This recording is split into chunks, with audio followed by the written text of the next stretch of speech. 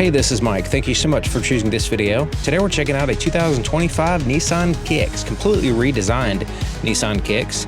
Now this is an all-wheel drive vehicle in the SR trim level. This vehicle is sitting on 225/45 Bridgestone tires wrapped around 19-inch alloy wheels with a gloss black finish. It also has four-wheel disc brakes with ventilated rotors in the front and solid rotors in the back. This one is in the Scarlet Ember exterior color, and it's pretty cool. It looks good, especially when you consider the gloss black and different black features this vehicle has in the SR trim. It looks good with that. So completely redesigned here in the front for the Kicks. It has these little accent lights right here, kind of pop out, give it a cool style, and they kind of go, kind of blend in with the new grille design. It has the SR badging here in red, looking kind of sporty. Then we have the Nissan emblem with the little camera integrated. That's cool.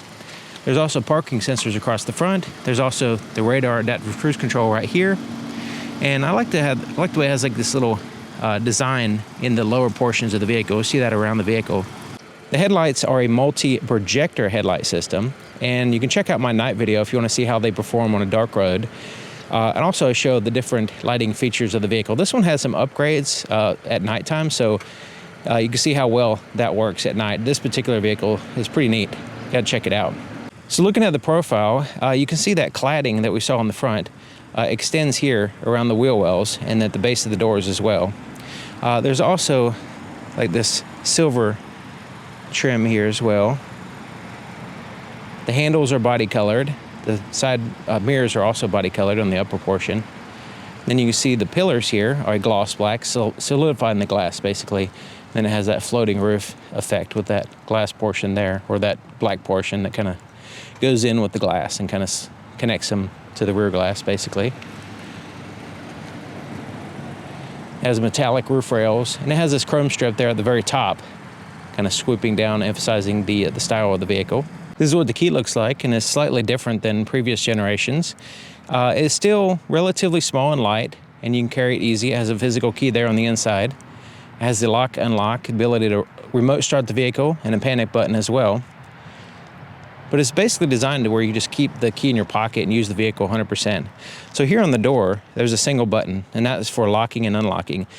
Some Nissans and some other brands have a single button for locking only, and then there's a sensor behind the handle. But you can see, I'll go ahead and lock it. There's no sensor here. So you have to just alternate with this button to lock and unlock. Now there is also another feature that this vehicle has is a walk-away auto lock, and then unlock when you approach. So as long as you have the key with you, it'll lock and unlock the vehicle basically just by approaching it and leaving it. The doors go all the way to the bottom of the vehicle and completely seal up this threshold area. And it has a little seal right here. It's actually a double seal here and here. Keep the threshold area a little bit clean. The inside is really nice on this SR trim. It has a lot of stitching. So we have this contrast stitching here, two different colors. And then you have this material that looks like a carbon fiber design on it. It looks really good. It's like a vinyl that looks like carbon fiber, and you'll find that throughout the vehicle. It just really looks cool. And then you have textured plastic pieces here, kind of brushed. Kind of look like a brushed aluminum, but it's black.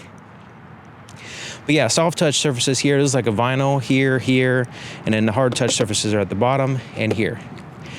This is enclosed. You can utilize that as a pocket if you'd like, and then you have the larger pocket there at the bottom. But yeah, pretty cool looking door. There's no fancy sill plate or anything here. It has a manually adjusted seat here on the passenger side, but check it out. It has like this little textured design, and it has once again the contrast stitching here. We have the red there in the center. And it has like this kind of little, you can feel it, this kind of material here, the way it's, I guess, quilted, real small quilts. This is kind of like a vinyl material here on the outside, and then the cloth is in the inside. And that's like a microfiber, real smooth cloth. It looks good, looks real good. And then you have this little accent there as well. And this one has the Bose sound system. It has these little speakers in the headrest, and man, is it tight. It sounds really good. It's not like super bassy, but man, does it sound really, really good. And here's the floorboards. Now the floor mats are not in place yet, but they do snap in place once you put them in there. And a decent amount of legroom here in the front. There's a non-locking glove compartment. This is all hard plastic here. And not the largest glove compartment, but it's very useful. We have more of that material. So this is a soft, like vinyl material here on the dash, and it has that carbon fiber look to it. And then we have more contrast stitching, and then this is kind of like a vinyl type, non-reflective, soft touch dash. Looking really nice. And of course we have the gloss black accents and everything as well. But yeah, pretty cool. And this one has the huge sunroof as well. So the opening here in the front is great. Getting in and out, no problem. The vehicle's a decent height off the ground, so just hopping in and out is really good. Now the back door, I think the swing of the door could be a little bit better, but as it is, it's not bad. But getting in and out is not really a problem. We do have plenty of headroom and all that stuff. And in the back door, we have hard touch surfaces up here. The only soft touch surface is here, but it does have that carbon fiber look with the contrast stitching and everything. So yeah, it's a little bit less stylish here in the back. A little bit of skimping going on here. But the back seats are still nice. The back seats still have that contrast stitching and that, I guess, it's quilted design here on the back. There's an armrest with cup holders as well. This is nice and soft. It does have this latch system for the car seats. They're easy to access. They're right there, easy to see and everything. Now the back of both front seats, there's map pockets. You can see the map pockets here. And then there's two USB-C ports. A little bit of a hump on the floor. Not really a huge deal.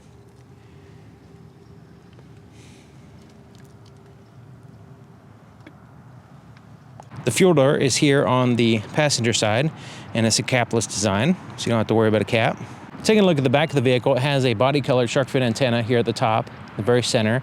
The third brake light is at the top of the glass there in that rear spoiler. There's a rear wiper as well. And it has a full LED taillight system. You can check out my night video if you want to see how it looks like at night, but it looks really good. It looks high-quality vehicle and looks nice and sharp with the LEDs. There's also a backup camera, a little bit offset, kind of tacked on with the tag right there. Wish it was more integrated like the front and the center. And then there's parking sensors back here, reflectors down here, and the exhaust is a little bit, you can see it, basically it's not hidden that well. So it has just a button under here to release the liftgate, and then of course you lift it up. And under here is the hard touch surface plastic here. If you have all the seats occupied with the passengers, this is the cargo space, and it's pretty decent. We do have a fairly flat surface here, which is carpeted and has these little ribs in it to keep things from sliding around too much, which it is a fairly slick surface. And it has these little pockets here on the side so things can fall down there if it were to slide. There's a tie down here. There's bag holders. There's also a place to put a shade if you'd like to use that. This lifts up. So this is like a mat right here, which has a rubber surface on the underside. And then this lifts up and there's a spare tire and tools as well.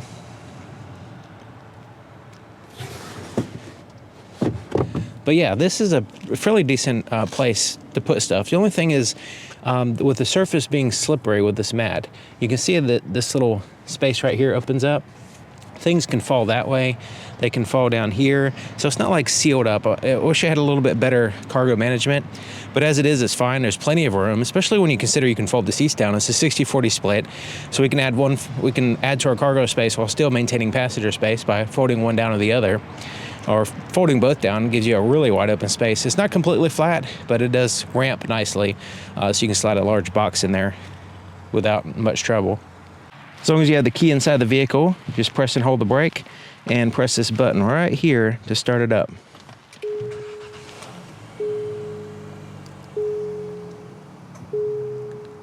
Here's the floorboard in front of the driver's seat. Once again, no floor mat yet, but it does snap in place.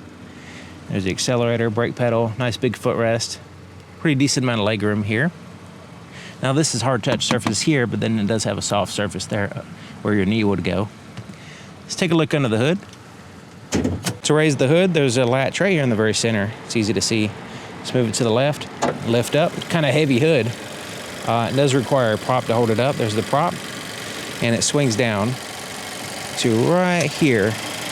So you can see right there where the prop goes. Looks like this one has seen some dirt roads. There's some insulation under the hood. There is some seals around the outside as well. Insulated firewall. You can see there's actually double insulation there in certain places. Battery is insulated. It's easy to get to as well. And I like the way it says Kicks. You can see it here. Actually, it has it in a couple places. So you have it here, and then you have it here. I don't know if you can tell, but it's in this black portion, kind of like when the sun shines on it, it's kind of hard to tell, but it's in there as well. But yeah, there's a couple places where they have the word Kicks, which is kind of neat. But yeah, under the hood here, you see it is a all-wheel drive vehicle, but the engine is oriented this way, like a front-wheel drive, because it's primarily a front-wheel drive vehicle. But the all-wheel drive, it can engage when needed. This vehicle is powered by a 2.0-liter four-cylinder engine, 141 horsepower, 140 pound-feet of torque, and is paired to a CVT, Xtronic CVT automatic transmission. Now, this is the all-wheel drive version, so it has the intelligent all-wheel drive system and has different drive modes as well, including a snow mode, which could be useful in certain scenarios. The blind spot detection system has a little indicator here on the side mirror. It's a little triangle there on the glass that will illuminate when there's a vehicle in your blind spot. Some Nissans and other vehicles have it in the pillar, but this one has it in the glass there. Basically, the driver's side door is just like the other side, except for it has a few more buttons. The power windows are one touch up and down. It's a non-laminated glass.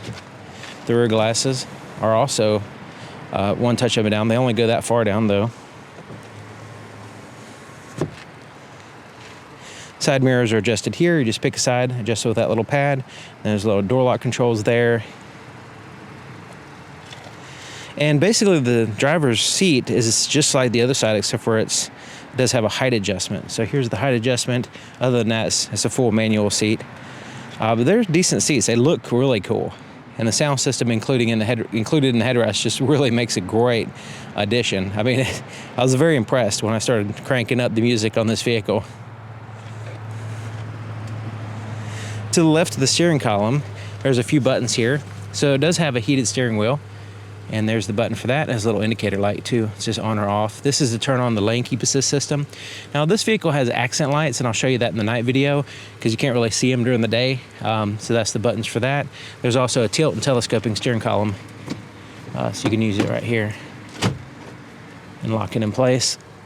I have the driver's seat all the way back and all the way down to give you an idea of the potential legroom here. I'm 6 feet tall.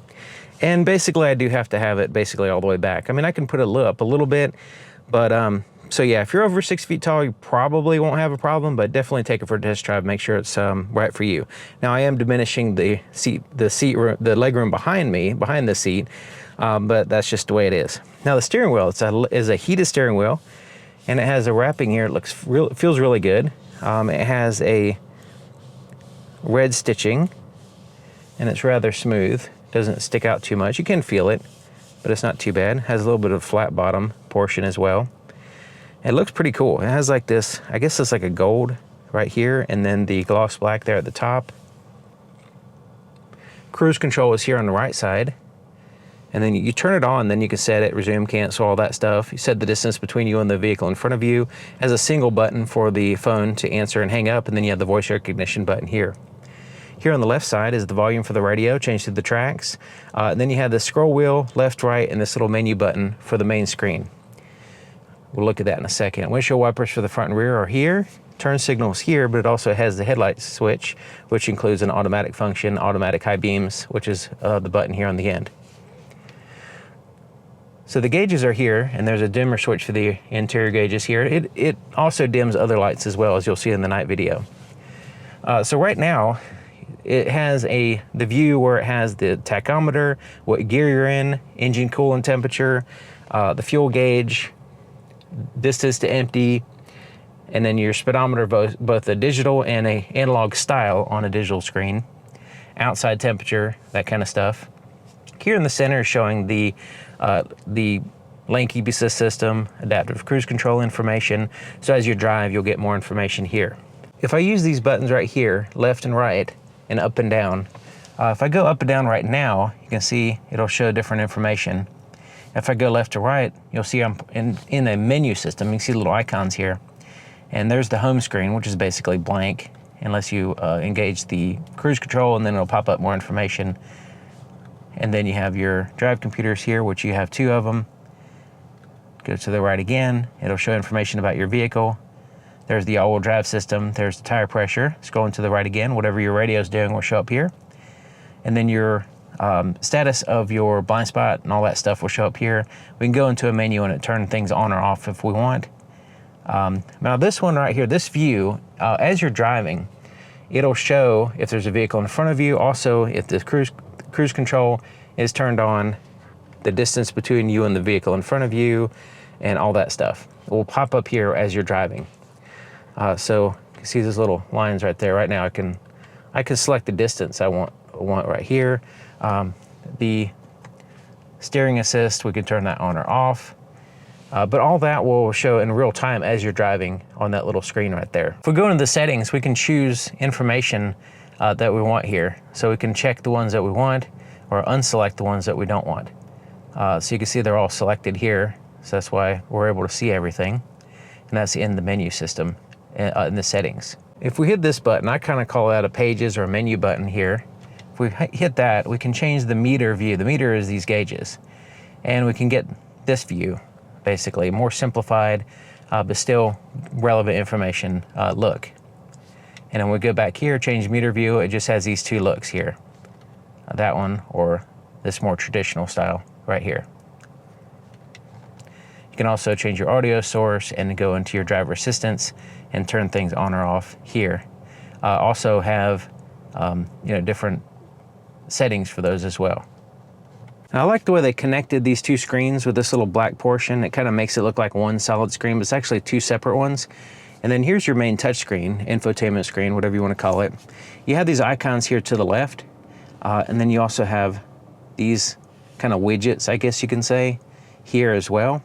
And this is the home screen.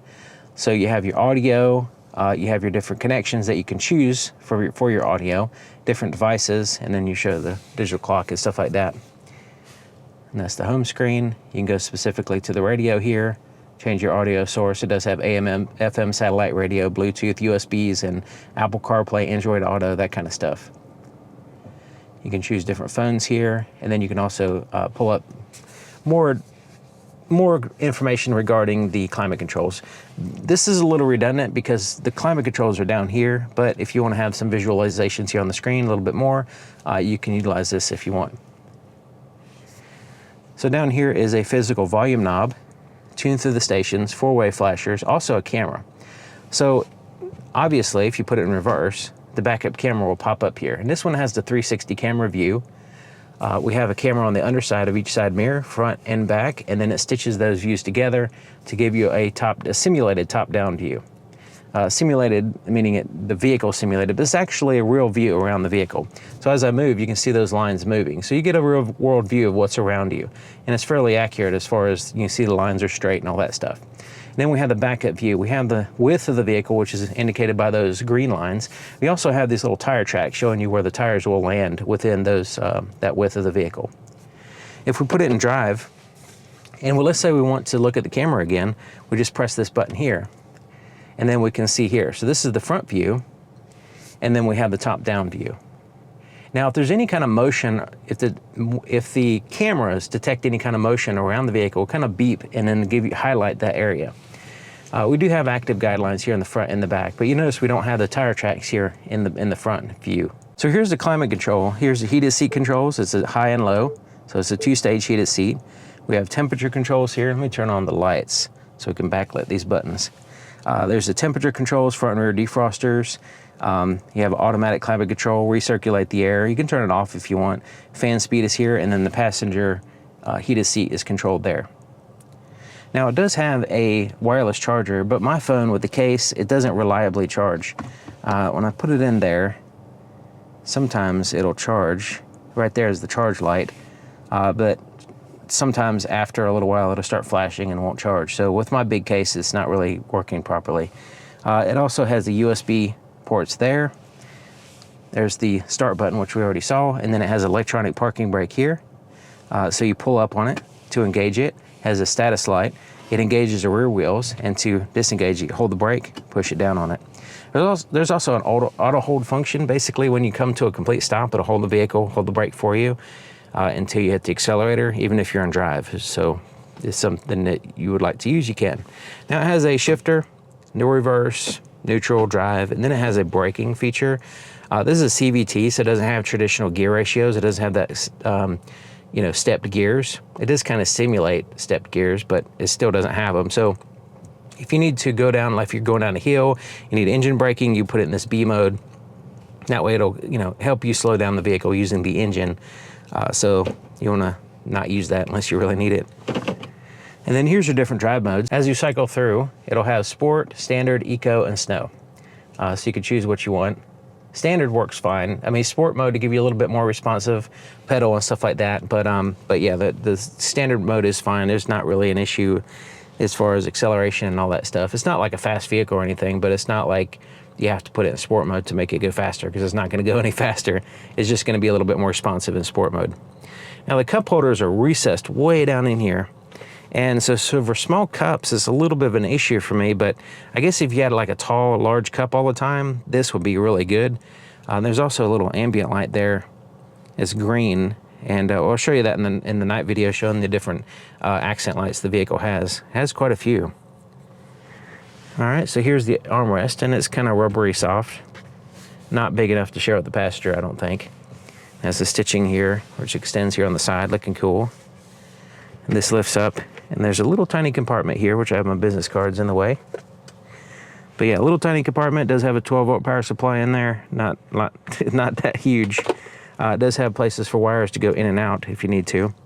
The only issue with this is, let's say you want to plug in a radar detector. Your 12-volt power supply is back here. And so basically, yeah, not really going to work well for a radar detector or something like that. So I guess they checked the box of having a 12-volt power supply up here, but they didn't really consider using it. Yeah, okay, I guess you can charge a device, but yeah, maybe you can tap into the rearview mirror. Speaking of the rearview mirror, it is an auto-dim rearview mirror. There's also HomeLink garage door opener controls on the underside of it. There's a place to put your sunglasses. And we have individual reading lights here. Here, we could turn on all the interior lights here, and then you can have them turn on with the door by default, or you can turn that feature off here. This is the sunroof controls. We'll get to that in a minute. The visor has like a vinyl wrapping, and so it matches the same color. It's like a beige color, which is a soft cloth up here for the headliner, but it is a vinyl wrapping, which is durable and easy to clean. The visor has a mirror, a little light that turns on automatically, and then a little clip here. And it also slides. So we can slide this over like so, and we got basically full coverage here on the side. So we have two buttons. One is for the power shade, the other one is for the sunroof. And the sunroof has a fixed portion there in the back, and then a movable portion here in the front. So it's a panoramic style. And so we can tilt it up like so, and we can move it back if we would like. And it goes under the rear glass. Pull it back again, that's as far back as it goes. All right, can move that forward, and then we can pull the power shade forward as well. We have to wait for that. Now we can move the power shade. And the power shade, the shade covers 100% of the light. So that's good. So on a hot summer day, you don't want any sun on you, you can go ahead and block it all off. Looking at the visibility there in the back, you can see it has this little tiny window back there, but it's a fairly wide pillar, and that little window doesn't do much at all unless you're looking for like an 18-wheeler or something. So as far as like looking over your shoulder, that pillar is an issue, especially when it sometimes lines up with that headrest and stuff.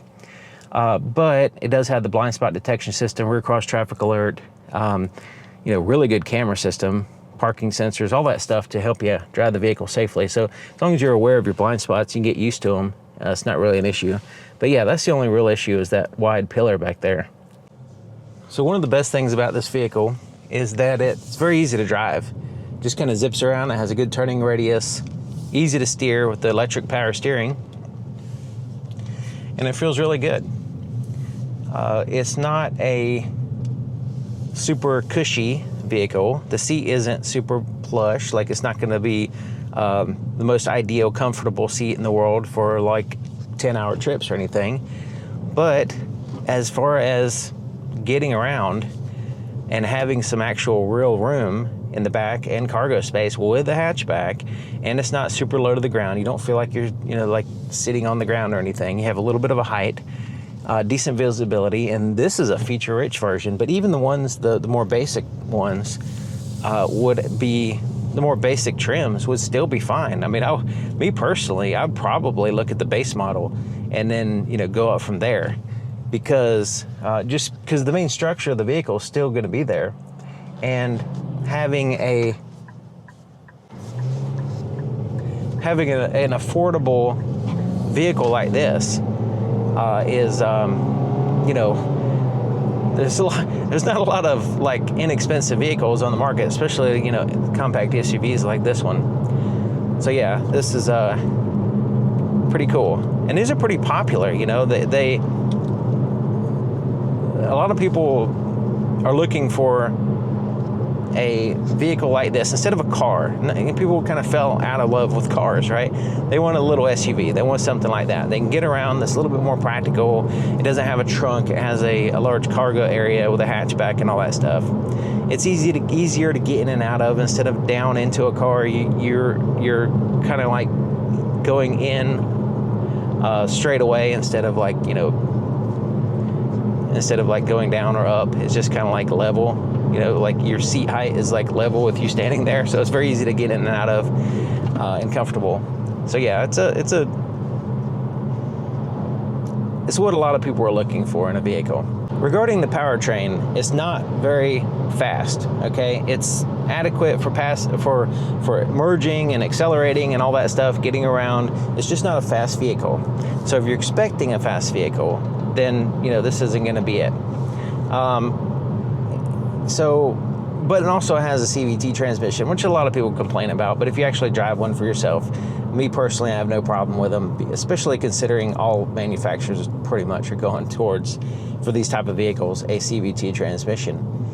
So, it's a non-issue for me. I know there's a lot of negativity around just about everything online nowadays, but CVT transmissions seem to get a little bit more negativity than what they deserve, especially nowadays. There's times in the past in which, CVTs were a little bit sketchy a long time ago, but as they are now, if you, drive it, you'll see that they're pretty reliable, and they're a non-issue. They're more efficient, and they don't have stepped gears and all that stuff, so it's able to nail the speed ratio better to the engine than a regular stepped acceleration geared system.